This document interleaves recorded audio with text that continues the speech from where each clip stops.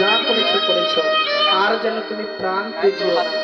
তুমি যদি প্রাণ ত্যাগ করো তাহলে বলো এই বৃন্দাবনে আমরা কি নিয়ে বাজিব বলো?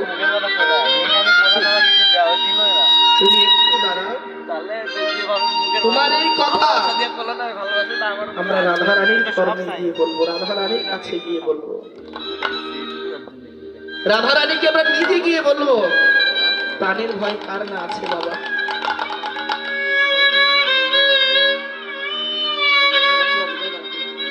সুখ গিয়ে কৃষ্ণ চরণ ধরে পড়ে আছে। গোবিন্দ তুমি দুঃখ করো না, রাধা রানীর সঙ্গে তোমাকে মিলিত করবো আমরা, কিন্তু তুমি প্রাণ ত্যাগ করো না। রাধা রানীর গুণ তখন করিলা বর্ণ, রাধা রানীর গুণ তখন করিলা বর্ণ,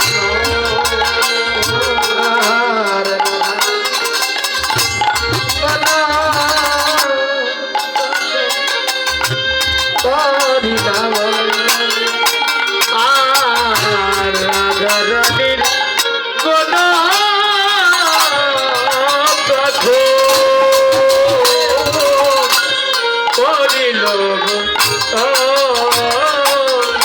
তখন শাড়ি গিয়ে এবার রাধা রানীর কাছে গিয়ে বলছে, দাঁড়াও, রাধা রানীকে যদি এই সম্বাদটা আমরা না দিই, এমন কথা না বলি, তাহলে রাধা রানী কৃষ্ণকেও ক্ষমা করবে না, এই মানেও কখনো মিলন হবে না। হ্যাঁ, এবার কি করলেন? এবার শাড়ি গিয়ে রাধা রানীর কাছে গিয়ে বসে নয়নের জলটুকু ছেড়ে দিয়ে বলছে, রাধা রানী গো, ও তুমি দেখো দেখো, তোমার চরণে পড়েছিল কেউ কি? কৃষ্ণ কতবার বারংবার করে রাধারানী চরণ ধরেছে, তো তাই রাধারানী মনে মনে ভাবছে কৃষ্ণ বুঝি আমার চরণ ধরেই আছে। মনে মনে চিন্তা করছেন, মানে বিরহে কাতর হয়ে গেছে, তো চিন্তা করছেন যে আমার চরণেই বুঝি আছে।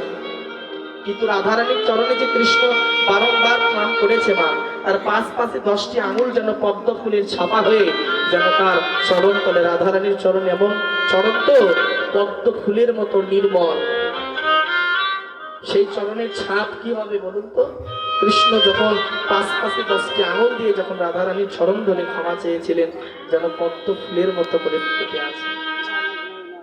হ্যাঁ, এবার কি করছেন?